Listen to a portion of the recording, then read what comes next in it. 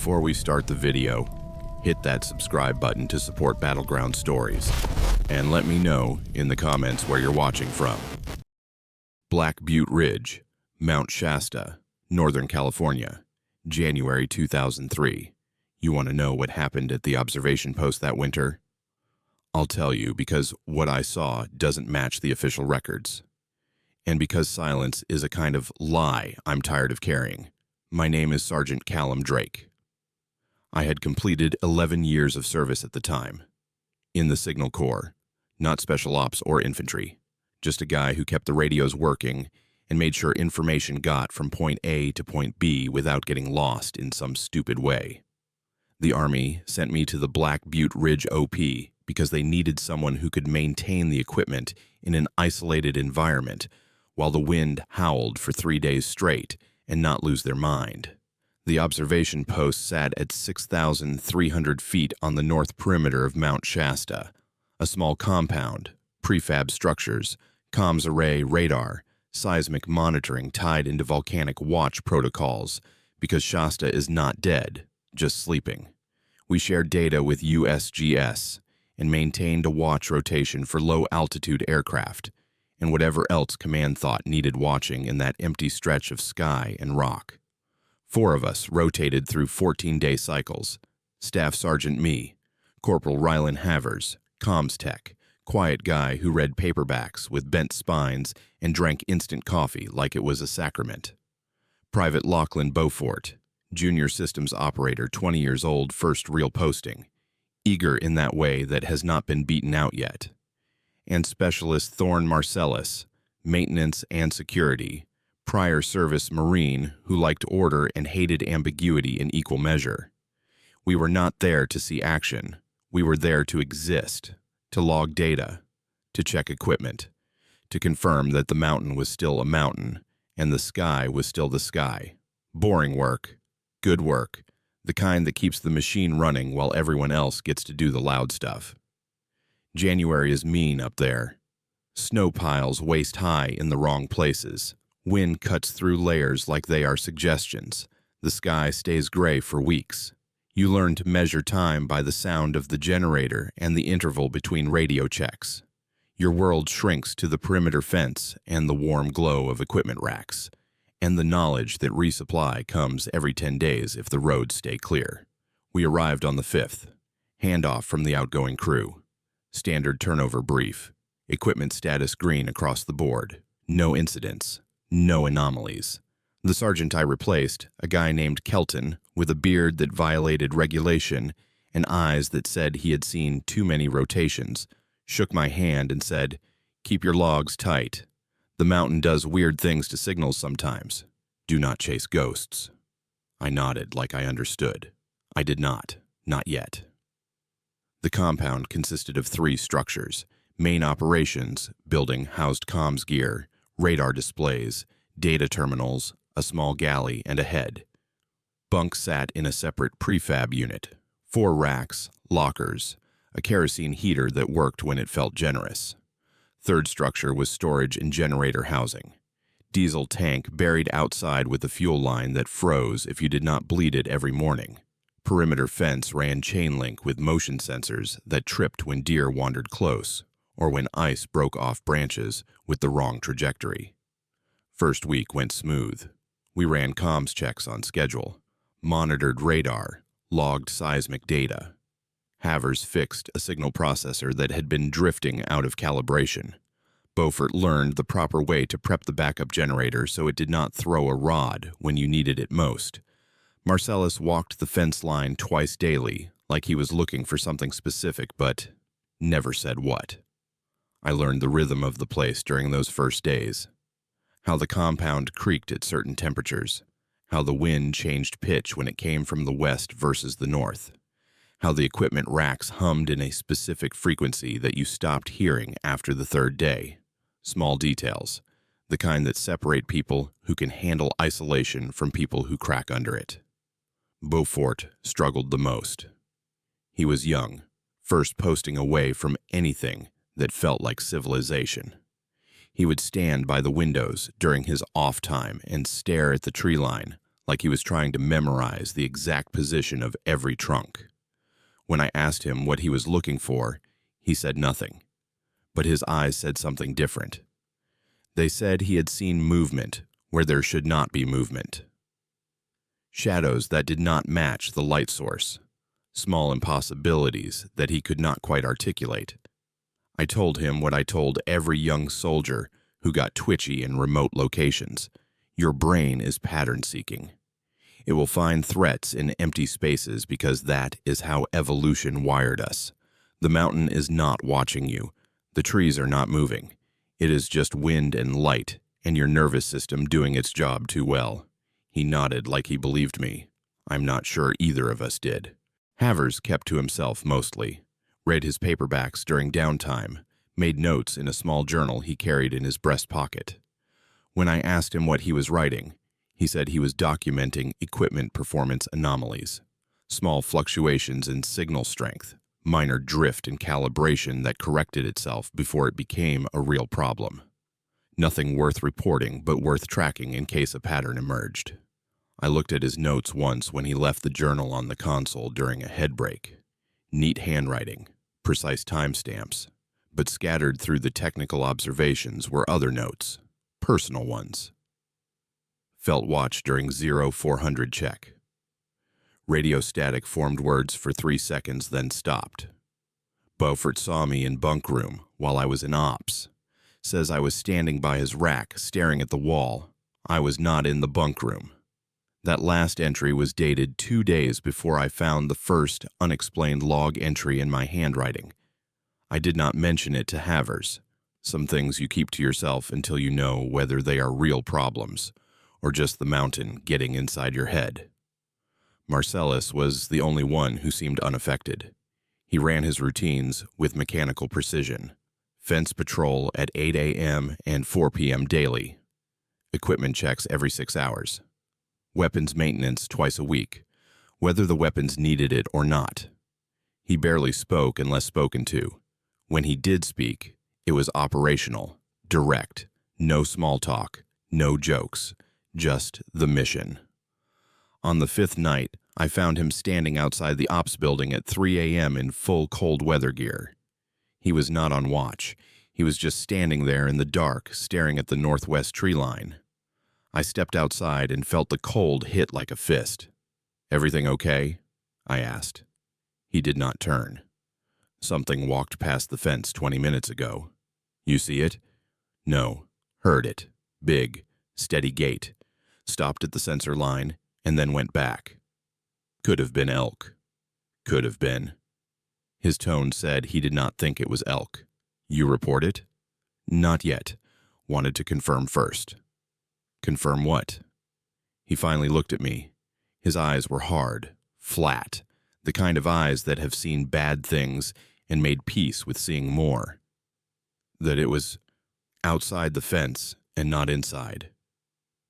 I felt something cold slide down my spine. "You think something got inside the perimeter?"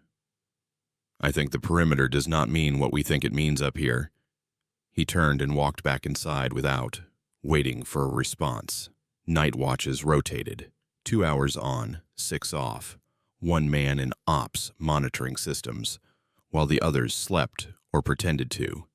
The mountain sat outside the windows like a white ghost leaning over us. You could hear it sometimes. Not the wind. Deeper. A low-frequency hum that came up through the rock and made your teeth ache if you paid attention too long. During my 3rd night watch, I started noticing the pattern. Every night around 0400, the ambient noise changed. The generator hum stayed constant. The heater still ticked, but something underneath shifted, like a frequency dropped out that you had not consciously registered until its absence created a void. The silence felt active, intentional, like something was holding its breath. I checked the equipment logs. Everything nominal. Temperature steady, humidity within range, seismic activity flatline. The instruments said nothing had changed, but my nervous system disagreed. It said something fundamental had shifted, and I needed to pay attention, or I would miss the moment when everything went wrong. I took the 0 200 to 0400 watch on the 10th. Cold night. Clear. Stars so thick they looked fake.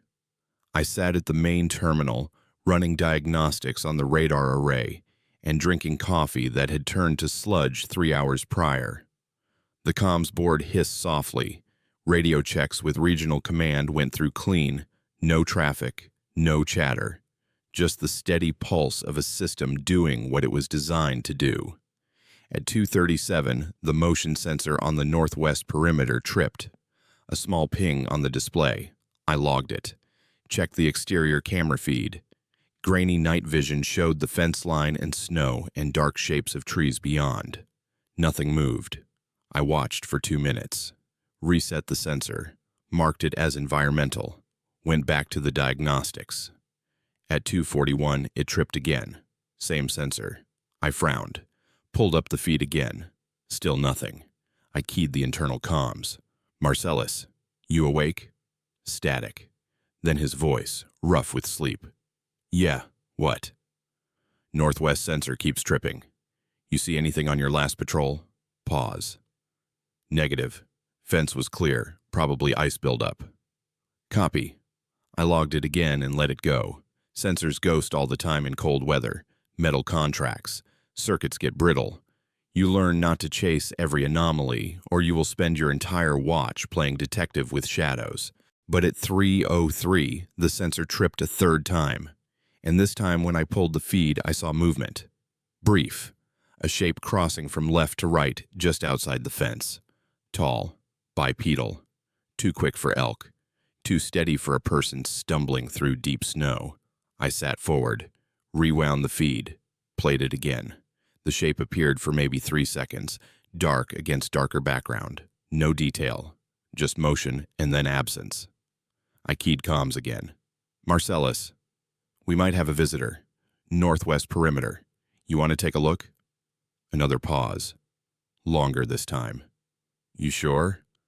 "I saw something on the camera. Could be a person. Could be wildlife. I'd rather know." "Roger."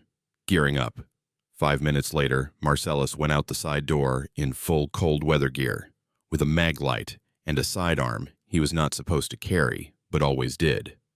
I tracked him on the exterior cameras as he moved along the fence line, boots crunching through snow. His breath plumed white in the floodlight spill. He reached the northwest corner and swept the light across the fence and beyond. He stood there for a long time, longer than you stand if you are just confirming empty ground. Then his voice came through the comms, quiet and flat. "Drayke, you seeing this?" "Seeing what?" "Tracks. Outside the fence. Boot prints. Fresh." I pulled up the feed on his position.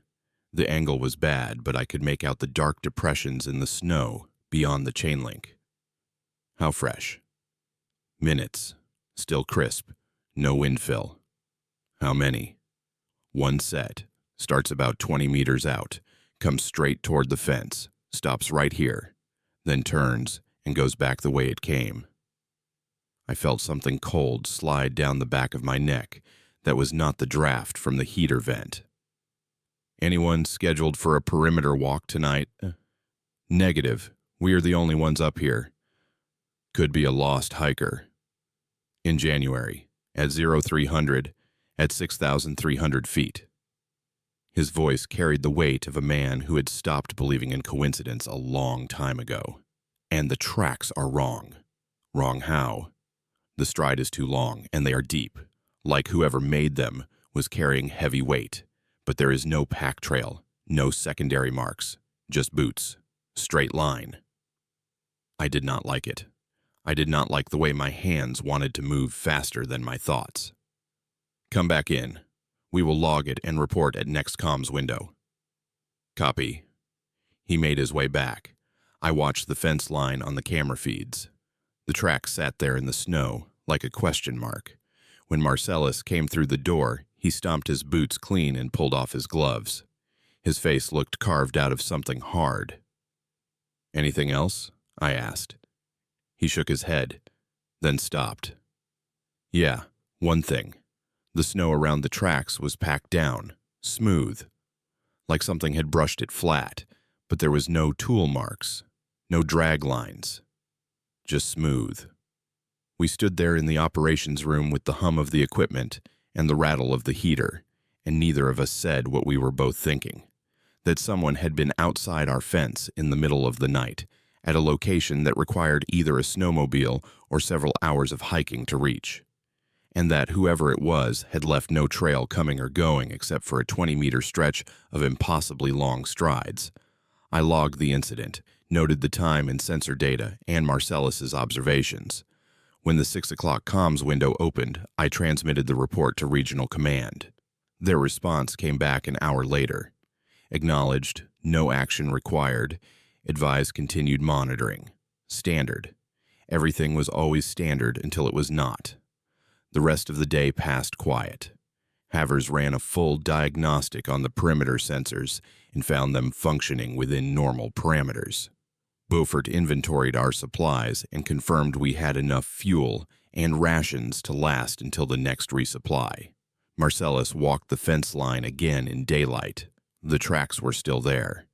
He took photos with the operations camera, logged the measurements, boot size estimated at 14, stride length just over 6 feet, depth consistent with a person carrying at least 80 additional pounds of gear. But there was no gear, and no person that we could find. That night, I took the 2200 to 0000 watch. Havers had 0000 to 0200. The wind had picked up, not howling yet, but working toward it. Snow began to fall around 2300, thick flakes that clung to the camera lenses and turned the exterior feeds into static-filled approximations of the world. At 2342, the northwest sensor tripped again. I was already looking at the feed before the alert finished blinking. The snow made visibility nearly zero. I switched through camera angles trying to get a clean view. Nothing.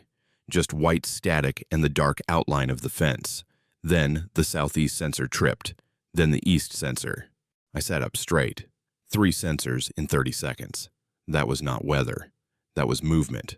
Coordinated movement. I keyed internal comms. All personnel, wake up. We have multiple perimeter breaches. Boots hit the floor in the bunk room. Marcellus came through the door first, still pulling on his jacket. Havers right behind him. Beaufort stumbled in, looking half asleep and fully terrified. "What's happening?" Havers asked. "Something is walking the perimeter, tripping sensors in sequence, clockwise pattern." Marcellus moved to the camera controls. "I am not seeing anything, because the snow is too thick. But the sensors do not lie. Something is out there." The north sensor tripped, then northwest again. The pattern continued, a slow circle around the compound, methodical, deliberate. Beaufort's voice cracked. "Is it an animal?" "Animals do not walk perfect circles," Marcellus said. The motion continued for 11 minutes, each sensor lighting up in turn like a clock hand sweeping around a dial. Then it stopped. Northeast sensor. Last ping at 2353. After that, nothing. We watched the feeds for another hour. The snow lightened enough to give us grainy visibility. The fence line sat undisturbed. No shapes, no movement. Just wind and snow and the dark bulk of trees beyond. At 1 o'clock, Havers went to relieve me for his watch. I should have gone to the bunk room. I should have logged the incident and tried to sleep. Instead, I pulled up the duty roster and personnel logs on the main terminal. Something was nagging at the back of my head. A small detail that did not fit. The duty roster showed standard rotation. 4 names, 4 schedules. Everything aligned. But when I cross-referenced with the sign-in log we kept for security protocols, there was an extra entry. Handwritten. Dated 3 days prior. 0430 hours. Perimeter Patrol, Drayke. I stared at it. The handwriting looked like mine. The signature matched. But I had not conducted a 0430 patrol 3 days ago. I had been asleep. Havers had the 040 to 060 watch that morning. I checked his log entries. Clean. No mention of me waking early. No note about a patrol. I flipped back through the sign-in sheets. There it was again. 2 weeks prior. Different date. Same time. Same handwriting. Drayke. Perimeter patrol. I had not conducted that patrol either. My hands felt cold. I pulled the logbook closer and started checking every entry. Most were routine, expected, but scattered through the past month were 4 additional entries, all in my handwriting, all for patrols I never conducted, all between 0400 and 0500 hours. The last one was dated for tomorrow morning. I sat there staring at my own signature authorizing actions I had never taken and feeling something fundamental shift in the way I understood the world. Because either I was walking around in the middle of the night with no memory of it, or someone else was signing my name to a logbook inside a locked compound at 6,300 feet in the middle of a mountain that did not care whether we lived or died. Neither option was good. I did not sleep that night. When morning came and the day crew woke, I called everyone into the operations room. I showed them the log entries. Havers looked at them with his careful technician's eye and said, "That is your handwriting." "I know." "But you did not write them." "No." Marcellus crossed his arms. "Someone is messing with the logs. Has to be." "Who?" "We are the only ones here. And the compound is secure. No signs of entry. No evidence anyone else has been inside." Beaufort looked pale. "Maybe you are sleepwalking. People do weird things at altitude. For a month, writing detailed log entries in my own hand while unconscious, that does not track." We stood there in silence. The equipment hummed. Outside, the mountains sat, white and massive and indifferent. Finally, Havers spoke. "We need to report this." "Report what?" "That I'm finding my own handwriting in places I should not be. Command will pull me for psych eval and shut down the post until they figure out if I have lost my mind." "Maybe you have." I looked at him. He did not blink. I could not argue because the same thought had crossed my mind a dozen times in the past 3 hours. Marcellus stepped forward. "We watch tonight, all of us. If someone is walking around in the dark signing logs, we will see them. And if it is you sleepwalking, we will know that too." It was the only plan that made sense. We agreed. That day crawled by like a wounded animal. I could not focus on the routine. Every time I looked at the logbook sitting on the desk, my stomach turned over. At 1,800 hours, we ate a meal no one tasted. At 2,000 hours, we set up a watch rotation that put 2 people in operations at all times, with the other 2 in the bunk room, but awake. I took first watch with Havers. Marcellus and Beaufort stayed in the bunks with the door cracked so they could hear if anything moved. The compound settled into its night rhythm. Generator hum, heater tick, wind starting to build outside. I sat at the terminal pretending to review data logs. Havers monitored the comms board and drank coffee. At 22:30, he said quietly, "Do you believe in things we can't explain?" I looked at him. "Define things." "Phenomena, events that do not fit standard models." "Are you asking if I believe in ghosts?" "I am asking if you think there are places where the rules are different." I considered that. "I think there are places where we do not understand all the rules yet. That is not the same as saying the rules do not exist." He nodded slowly. "What if the rules up here are different? What if the mountain does something to perception, to memory, to time? Then we are in trouble because we are operating under the assumption that our senses are reliable." "Maybe they are not." I did not have a response to that. We sat in silence for another hour. At 23:45, Havers went to the head. I heard the door close. I heard water running. I turned back to the terminal and pulled up the camera feeds to keep my hands busy. That is when I saw him on the exterior feed, standing just outside the fence on the northwest perimeter, facing the compound, wearing cold weather gear I recognized, wearing a face I saw in the mirror every morning. I was looking at myself. The figure stood motionless. The camera angle was not great, but the build matched. The posture matched. Even the way the jacket sat on the shoulders matched. I could see breath mist in the floodlight glow. I could see gloved hands hanging loose at the sides. I could see everything, except how it was possible that I was sitting in the operations room and also standing outside the fence at the same time. My hand moved to the comms panel. I keyed internal. My voice came out steadier than I expected.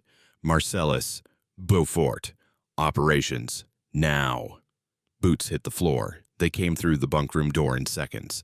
Marcellus had his sidearm. Beaufort looked ready to run. I pointed at the monitor. Tell me what you see. Marcellus leaned in, stared. His jaw tightened. That's you. I know. But you are here. I know.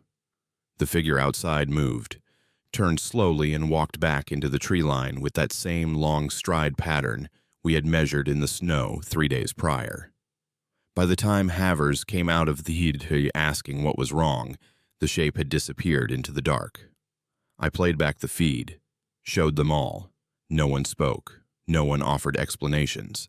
Because there were no explanations that fit inside the world we knew, Marcellus broke the silence. We go out there, right now.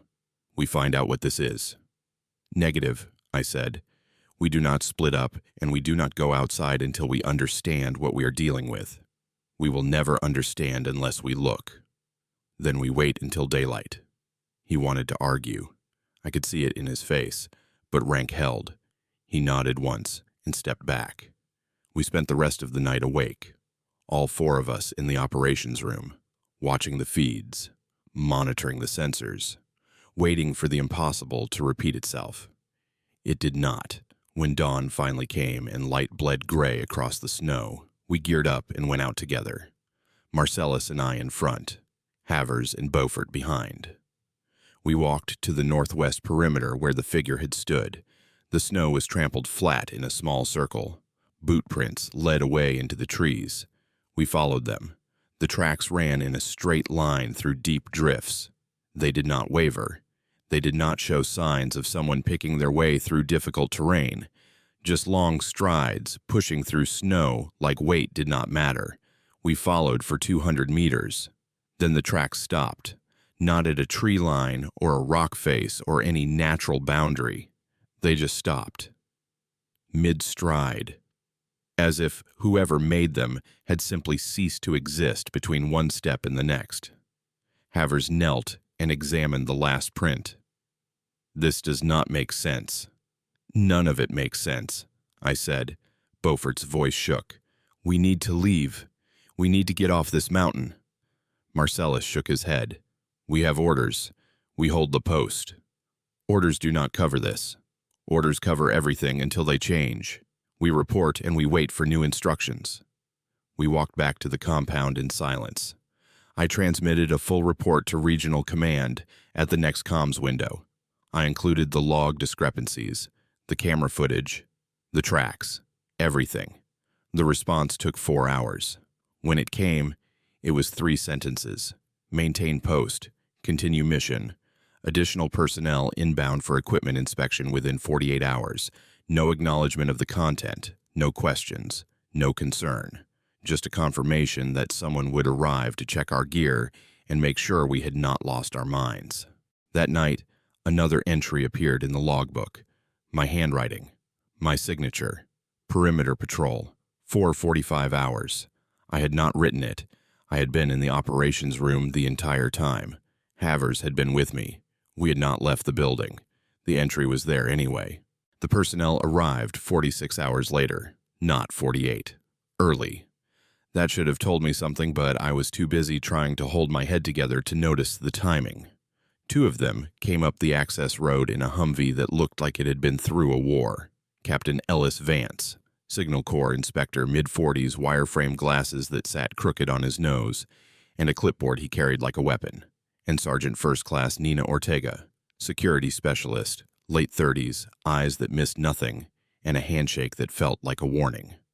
They arrived at 1400 hours on a clear day that felt like a temporary apology from the mountain. Vance did the official greeting, inspected our credentials, reviewed our logs. He lingered on the entries that I had supposedly written, ran his finger down the page like he was reading Braille. Then he closed the book and looked at me with an expression I could not decode. "You keep a tight ship, Sergeant Drayke," he said. "Thank you, sir." "How long have you been at this posting?" 17 days, sir." "And before that?" "Fort Gordon, comms training facility, instructor cadre." He nodded slowly. "Any history of sleep disturbances, blackouts, memory gaps?" "No, sir." "Any family history of neurological conditions?" I felt my jaw tighten. "No, sir." Ortega stood by the equipment racks watching us like she was waiting for someone to make a sudden move. Vance tapped the logbook. "These entries concern command. The footage you sent concerns command. We are here to determine if this is an equipment malfunction, a security breach, or something else. And if it's something else, sir, then we document it and pass it up the chain. That is how this works. You know that." I did know that. But knowing how the machine works and trusting it to handle things outside its design parameters are two different problems. They spent the afternoon running diagnostics on every piece of equipment in the compound. Cameras, sensors, comms gear, seismic monitors. Ortega walked the perimeter with Marcellus and took her own photos of the tracks that were still visible in the compressed snow. Vance pulled data logs and compared timestamps across systems looking for anomalies. At 1800 hours, we gathered in the operations room for their initial assessment. Vance set his clipboard on the desk with the kind of precision that suggested he had bad news and was deciding how to deliver it. "Your equipment is functioning normally," he said. "All systems within tolerance. No evidence of tampering. No signs of external intrusion into your physical security." "Then what explains the log entries?" I asked. "I don't know yet." Ortega spoke up. Her voice had a rasp that suggested too many years breathing dust in places that did not show up on maps. "The tracks outside are real, fresh. Boot pattern matches standard issue cold weather gear. But the stride length is wrong for a normal gait. And there is no approach or exit trail beyond the 200 meters you documented. Which means someone or something walked out of nowhere, circled your compound, and walked back into nowhere." Havers shifted uncomfortably. "That is not possible." "I agree," Ortega said. "And yet here we are." Vance cleared his throat. "We will remain on site for 72 hours. Extended observation. If the phenomena repeat, we will have additional witnesses and documentation. If nothing happens, we will file a report indicating equipment was sound and recommend psychological evaluation for personnel as a precautionary measure." I did not like the way he said that last part. Like he had already decided I was the problem and was just waiting for the paperwork to catch up. That night, Vance and Ortega took the bunk room. We set them up with 2 racks and gave them clean linens and the heater that actually worked. The rest of us rotated through operations on an accelerated watch schedule. Vance wanted continuous observation. He wanted data. He wanted something he could put in a report that would make sense to a colonel who had never stood at 6,300 feet and felt the mountain press down on his skull. I drew the 2 a.m. to 4 a.m. shift with Ortega. She sat at the secondary terminal reviewing footage from the past week while I monitored current feeds. The compound was quiet. Wind had died down. Sky cleared enough to show stars that looked cold and distant and completely unconcerned with our problems. At 0237, she said without looking up, "I have seen this before." "Seen what?" "Not this exactly, but similar. Impossible things in places that should not have them." I waited. When someone like Ortega says they have seen impossible things, you let them finish. I was at a forward observation post in Afghanistan, small team, remote location. We started finding equipment moved. Tools we had put away appeared in different locations. One morning, our weapons were stacked outside the compound in a perfect pyramid. No footprints, no tire tracks, just a neat stack of rifles we had locked in the armory the night before. "What did you do?" We reported it. Command sent investigators. They found nothing. Wrote it off as psychological stress. Reassigned the team. But before we left, one of the locals told us the area was old, that things lived there before people did, and that they did not like us watching. Do you believe that? She finally looked at me. I believe there are things we do not have words for, and I believe those things do not care whether we believe in them or not. At 3:03, the northwest sensor tripped. We both saw it. Ortega pulled up the camera feed before I could reach for the controls. The night vision showed the fence line in grainy green and black. Nothing moved. Then a shape stepped into frame from the left. Tall, human proportions, cold weather gear. It walked directly toward the camera with that same long stride pattern. Got close enough that we could see the outline of a face hood and gloved hands and breath mist in the cold air. Then it stopped. Stood facing the camera. Stood there for 15 seconds that felt like 15 hours. And then it raised one hand and waved. Not a threat. Not a gesture of communication. Just a slow wave, like someone saying hello to a neighbor.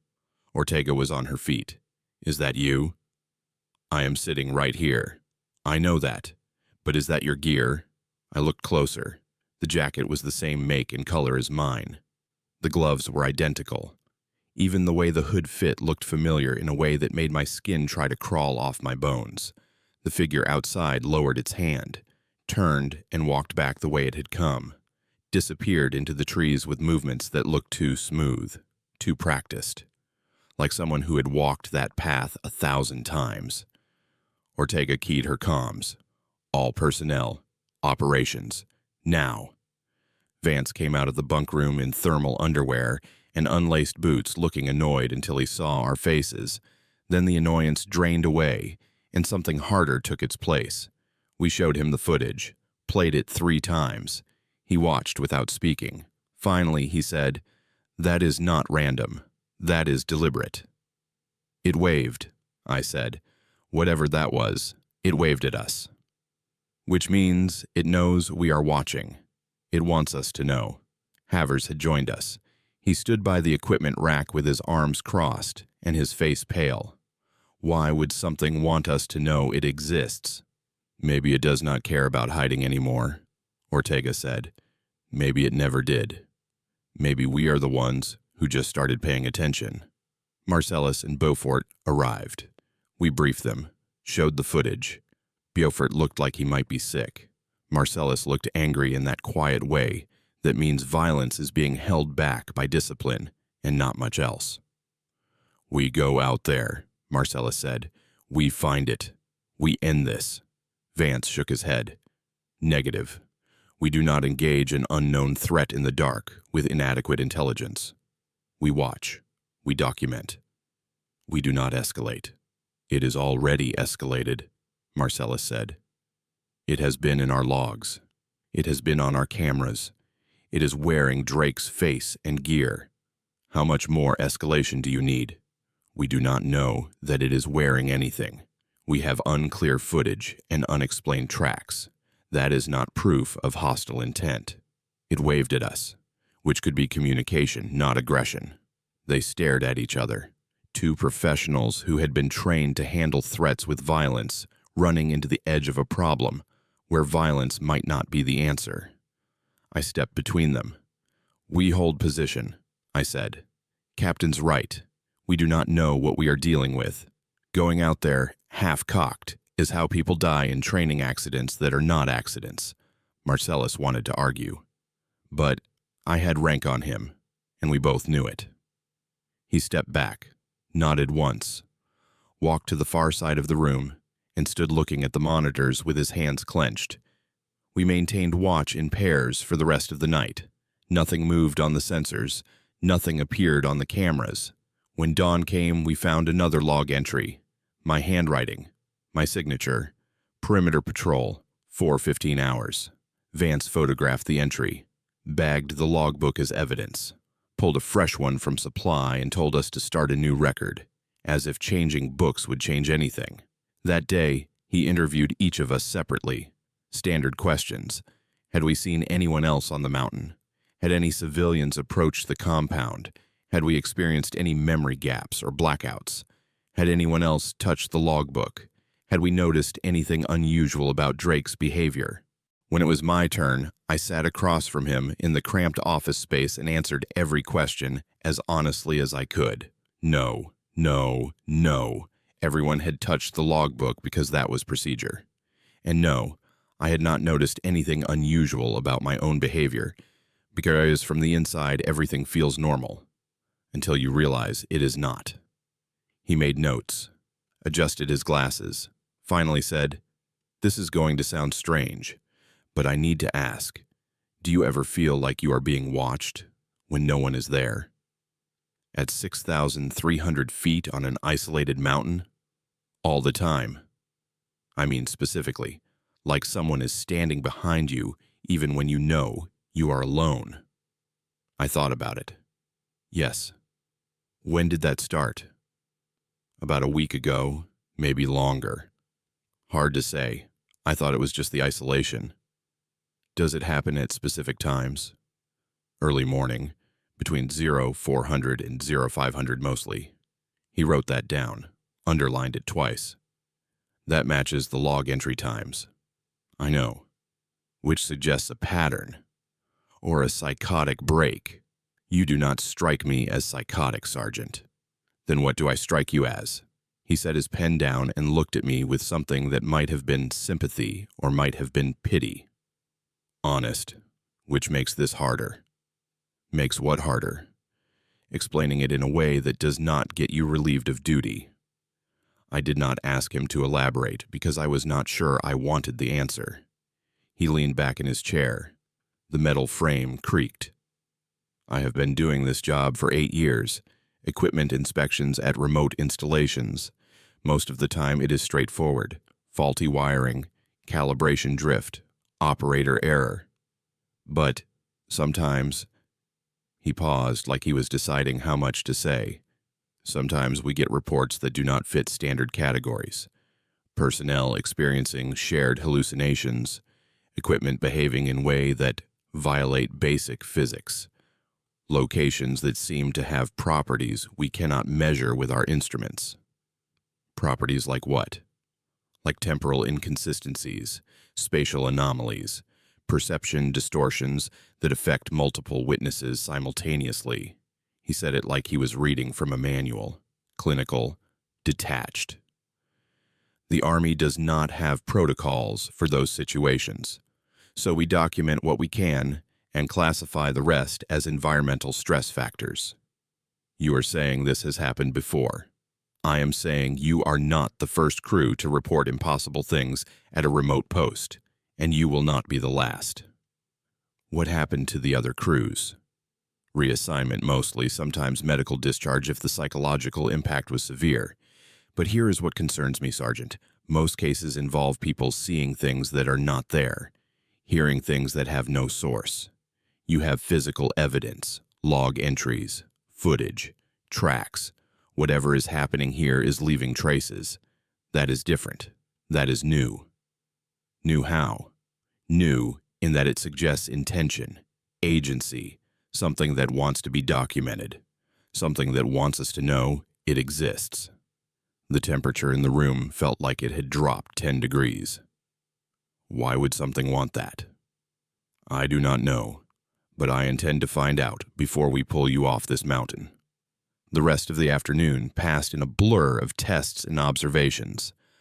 Ortega set up motion-activated cameras at points around the perimeter we had not covered before.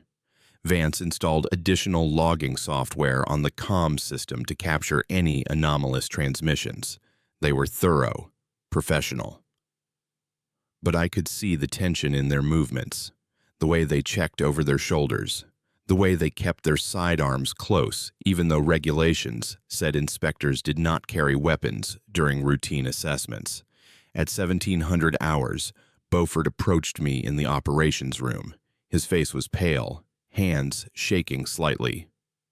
"Sergeant, I need to report something." "Go ahead. I saw you in the storage building 20 minutes ago. You were standing by the fuel line, just standing there, not moving. I called your name 3 times and you did not respond. Then I blinked, and you were gone. I have been in here for the past hour. Havers and Vance can confirm. I know. That is why I am reporting it. His voice cracked. I know what I saw, but I also know it is impossible. So either I am losing my mind, or something up here can look like us, and I do not know which option is worse. I put a hand on his shoulder, felt him trembling under the layers. You are not losing your mind. Whatever is happening here is real. We just do not understand it yet. What if we never understand it? What if this is just what the mountain does and we are not supposed to be here? Then we document what we can and we leave. But we do it together. We do not split up and we do not panic. Copy? Copy, Sergeant. But his eyes said he was already halfway to panic, and the only thing holding him together was the thin line of military discipline and the hope that someone with more rank knew what to do. That night, all 6 of us stayed in operations. No one slept. We monitored feeds and drank coffee and waited for something to happen. At 4 a.m., the temperature in the room dropped. Not gradually, all at once, like someone had opened a door to a freezer. Our breath misted. Frost formed on the inside of the windows in patterns that looked almost deliberate. The comms board hissed. Static. Then a voice came through. Male. Calm. Speaking in measured tones that sounded like they were coming from underwater. Black Butte Ridge. This is Black Butte Ridge. Do you copy? We all heard it. Vance reached for the handset. I grabbed his wrist. Do not answer on that. Why not? Because we did not transmit. That is not regional command. That is not anyone. The voice repeated. Black Butte Ridge, this is Black Butte Ridge, perimeter secure. All personnel accounted for, requesting status confirmation. Ortega moved to the equipment rack and checked the transmission logs. We are not sending. The board shows no outgoing signal, but something is using our call sign. From where? Havers asked. From here, she said quietly. The signal is originating from inside the compound. The radio clicked off. Silence fell thick and heavy. Then footsteps. Slow. Deliberate. Coming from the direction of the bunk room, even though all 6 of us were in operations. Everyone heard it. Marcellus pulled his sidearm. Ortega already had hers out. The door to the bunk room sat closed. The footsteps grew louder. Closer. Stopped directly outside the operations room door. The handle turned. The door opened. Nothing came through. Just open doorway and darkness beyond and cold air that smelled like snow and something else. Something metallic and old. We stood frozen. 6 trained soldiers staring at an empty doorway like it was the edge of the world. Then a voice spoke from the darkness. My voice. Calm. Steady. Routine. Staff Sergeant Callum Drayke. Perimeter patrol complete. No anomalies detected. Returning to operations. A shape stepped through the doorway. My shape. My gear. My face under the hood. It stood just inside the threshold and looked at me with eyes that were mine, but were not mine. There was something wrong with the way they focused. Like they were looking at a point 3 feet behind my head. Vance found his voice first. Identify yourself. The shape tilted its head. Staff Sergeant Callum Drayke.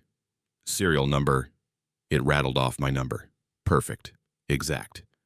You are not Drayke, Vance said. Drayke is standing right here. Affirmative. I am Staff Sergeant Callum Drayke, currently assigned Black Butte Ridge Observation Post, Mount Shasta, Northern California. The voice had no inflection. It delivered information like reading from a manual. Ortega kept her weapon trained on the figure, but her hands were steady. What are you? The shape considered the question, took longer than a person should. I am Staff Sergeant Callum Drayke. That is not what she asked, I said. My own voice sounded strange to me, foreign. The shape looked at me then, really looked, and something moved behind those eyes. Recognition, maybe. or calculation. I am what remains when you are not here. I am here. You are here now, but you are not always here. There are gaps, spaces. I fill them. The room felt too small, the walls too close. Havers took a step back and hit the equipment rack and made a sound like a trapped animal. The shape did not react, just stood there, in my body, wearing my face, and explaining the impossible in terms that made a terrible kind of sense. You are saying you are me when I am asleep? I asked. No, I am you when you are not. That is the same thing. It is not. Marcellus had his weapon up now too. Enough with the philosophy. You need to leave. Now. The shape looked at him with those wrong eyes. I cannot leave. This is my post.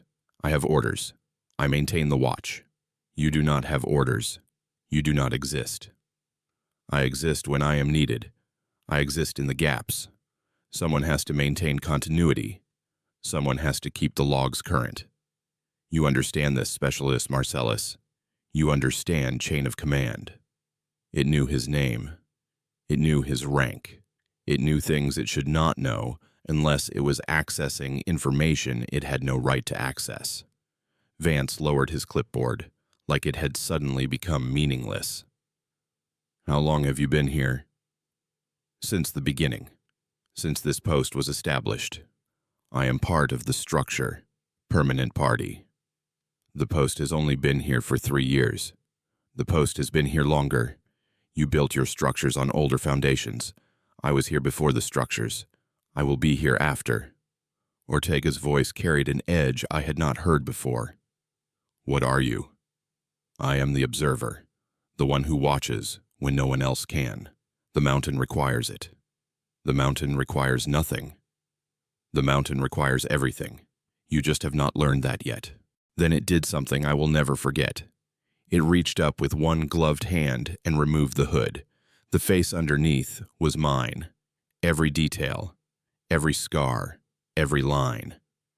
But the skin had a faint translucence to it, like I was looking through wax paper at something approximating human features. And when it breathed, the breath did not mist even though the room was cold enough to freeze water.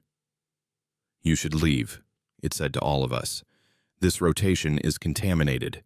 The mountain has noticed you. That is not good. Noticed us how? Vance asked. You ask questions. You measure things. You try to understand. The mountain does not like understanding. It prefers mystery. It prefers the gaps. What happens if we do not leave? The shape that wore my face smiled, not a human smile. The mechanics were right, but the intent was absent. Then you become part of the gaps too, like I did, like the others before me. What others? But the shape was already backing toward the door, moving with that same wrong smoothness. The logs will show what needs to be shown. The reports will say what needs to be said. You will go back and you will file papers and nothing will change. Because nothing can change. The mountain was here first. The mountain will be here last. We are just the things that watch in between. It stepped through the doorway. The door closed by itself. We heard footsteps retreating toward the bunk room. Then silence. No one moved for a long time. Finally, Marcellus walked to the door and opened it. The bunk room was empty. He checked the exterior door, locked from the inside. Checked the windows. Secure. Checked every space large enough to hide a person. Nothing. We spent the rest of the night searching the compound. Found nothing. No tracks. No evidence anyone had been there. At 6 o'clock, when we checked the fresh logbook, there was a new entry. My handwriting. My signature. Perimeter patrol. 4:15 hours. All secure. Vance made the call at 8 a.m. He contacted Regional Command and requested immediate extraction. He used words like compromise security and personnel welfare, and did not mention the impossible thing that had walked through our door and spoken with my voice. The Humvee came at 12 o'clock. We loaded essential gear and abandoned the rest. Vance sealed the operations room, tagged the equipment, left a note for whoever came next. As we drove down the mountain, I looked back once. The compound sat there in the snow, small, isolated, empty. Except it was not empty. I knew it was not empty. Someone was still there. Someone would always be there, maintaining the watch, signing the logs, walking the perimeter in the dark hours when gaps open and things slip through. Vance filed his report. I never saw it. I was reassigned to Fort Carson, desk job, no field work, no isolated posts. The other three were scattered to different installations. We did not keep in touch. Some things are better left unspoken. I still wake up sometimes at 4:15. I still feel like something is standing behind me even when I know I am alone. I still catch my own reflection in mirrors and wonder if the person looking back is the one who went to sleep or the one who fills the gaps. Black Butte Ridge observation post was officially decommissioned 6 months later. Equipment failure, the paperwork said. Structural concerns. Budget cuts. The usual bureaucratic reasons for shutting down something the Army no longer wanted to explain. But if you check the records carefully, if you dig through the archives, you will find log entries that continue past the decommission date. Routine patrols, system checks, weather observations, all signed by Staff Sergeant Callum Drayke. All written in my handwriting. All from a post that no longer officially exists, because someone has to maintain the watch, someone has to keep the logs current, someone has to stand in the gaps when the rest of us cannot. The mountain requires it. And the mountain always gets what it requires. So that's the end of our story. If you made it this far, make sure to hit like and subscribe. It really helps the channel grow, and it's free. And if you want more encounters like this, check out the other videos on screen right now. Thanks for watching, and stay safe out there.